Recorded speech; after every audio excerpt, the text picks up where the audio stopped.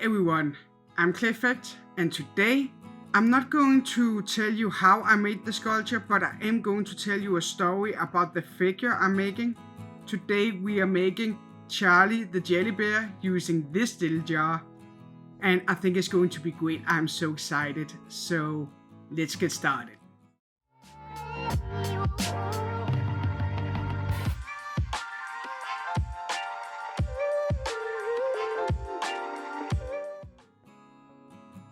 The story about Charlie is, in my opinion, a sad and sweet story. You see, when Charlie was a cub, he was the adventurous type of cub that loved exploring the woods, smelling the leaves, and scratching the trees. He could do that for hours. And one day, he did that so much, in fact, so he lost time and space. And when he turned around and turned home to the bear den, he found it empty. He waited there for a while because his sibling and his mom had to show up at some point, right? But he waited in vain. He called out to them in the fresh air that the fall is so known for. But yet there were no answer. So he took it upon himself to find them if they were not going to find him, and started walking, seeking them. He called out desperately, but yet again there was no answer. Panic overtook the little cub, and he began to run as fast as he can, while he screamed his lungs out, calling out for them. He wanted to feel safe. He wanted to feel protected. He wanted to know where they were, if they were safe and they were protected. But, as you might have guessed, there was still no answer. The only answer he got was out in the horizon. In the distance, he heard a wolf calling back. But the wolf was calling out for blood, not to help him. That quieted the little cub down and made him go in a slower shuffle. For 2 days he searched for them, without any luck. He barely rested, always kept moving, kept hoping that he would find them. But at last he didn't. What he did find, though, on the 3rd day, was a rock weirdly shaped like a square, and there was light in the rock. Now, we people call that a house, but the little bear cub didn't know that. But what he did know was he was about to pass out from exhaustion and hunger. And there was a smell from that house, a scent, a wonderful scent that he had smelled before, that simply drew him in. Now slowly, almost timidly, he walked closer to the house, and were only a few feet away from the house when he heard a gasp behind him. Charlie turned around, only to stare into the eyes of a 2-legged creature.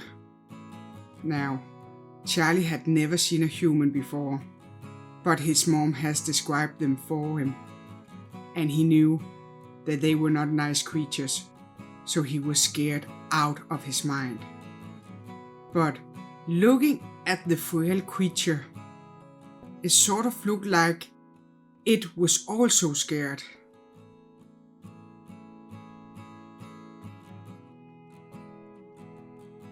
Okay, I'm just gonna stop the story for a second because it looks like Mr. Clayfect has a message for us.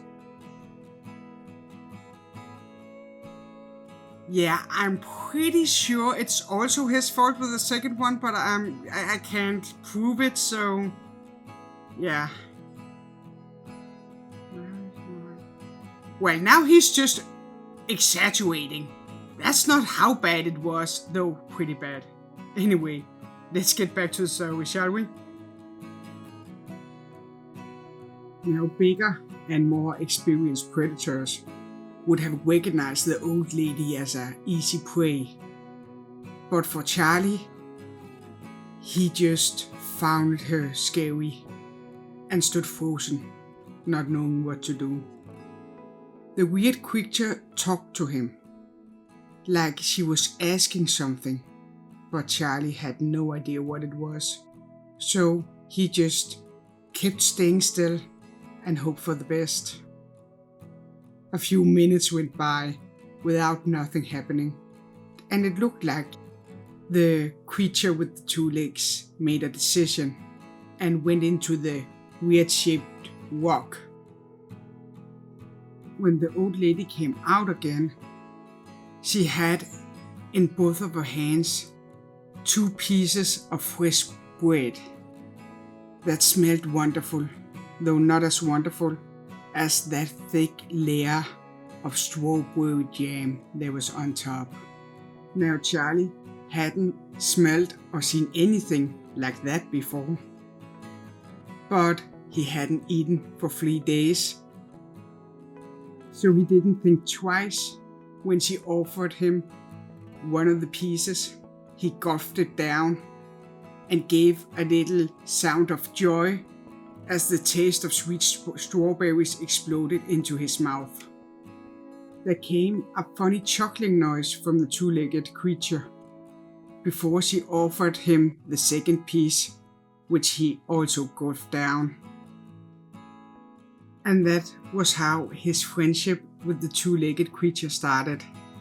He later learned that her name was Clara, as she took him in and cared for him, giving him food and water and a warm place to sleep near the crackling fireplace. Charlie loved it there. He loved the variety of food he got, though not as much as he loved the strawberry jam. He could never get enough of that stuff. And in the mornings, they played out in the yard. It was a very, very good charm for Charlie. And he almost forgot that he missed his mom and his siblings. But almost. Some nights he cried out, longing for them.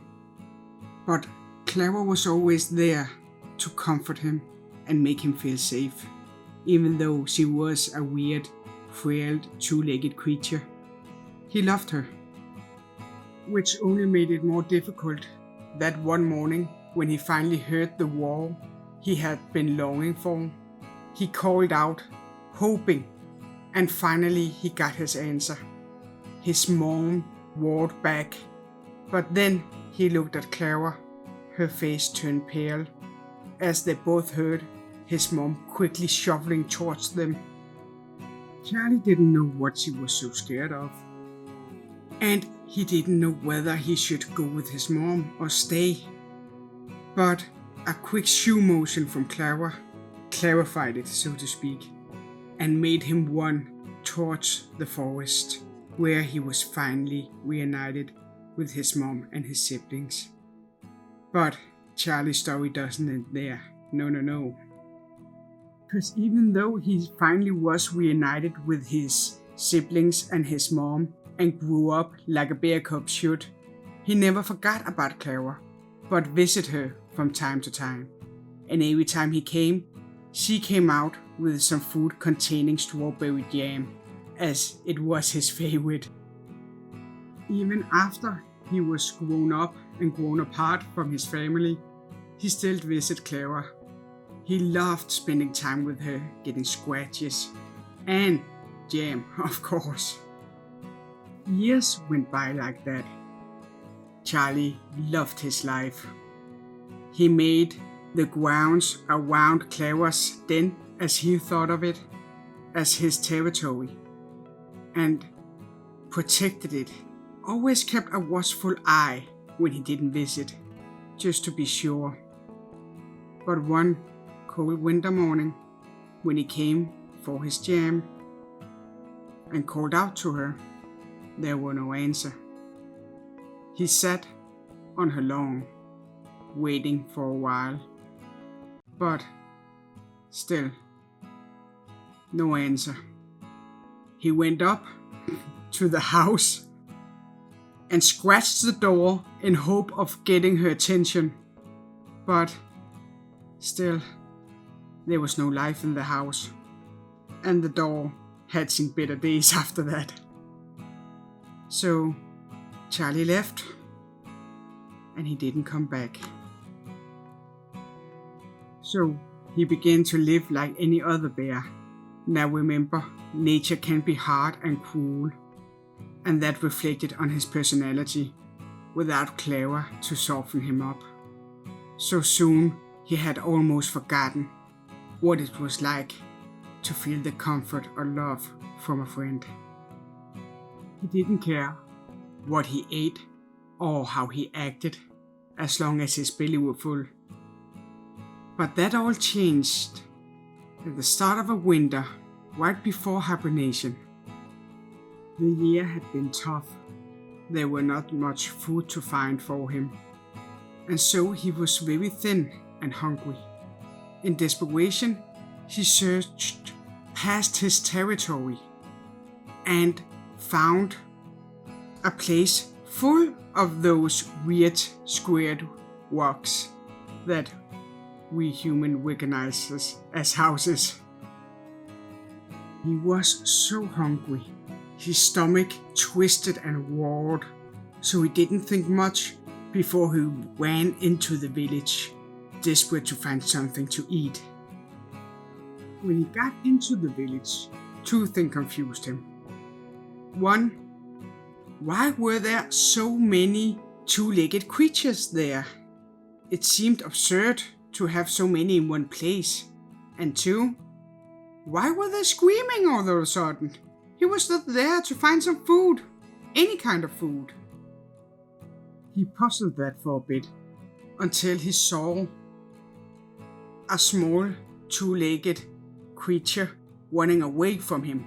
His instinct kicked in, and he pursued her, tripped her down, and were about to gulp her down and finally get rid of that painful hunger, until he smelled it. His mom had taught him that two-legged creatures were scary. He knew that he could eat them, but that smell, he remembered something. He flipped the girl around and tore away the container on her back that we humans call a backpack, before he buried his nose into it and found what he was looking for. A peanut butter and jelly sandwich. He gulped it down and forgot all about the girl that got up and just stared at him. After he gulped it down, he looked closer at the little girl, and he realized that it was not a human like all the others. It looked like Clara. It was just a smaller, more squeamish version of Clara. And that little creature he would never touch. The little girl slowly backed away, but then realized that Charlie was no threat to her. He just looked around.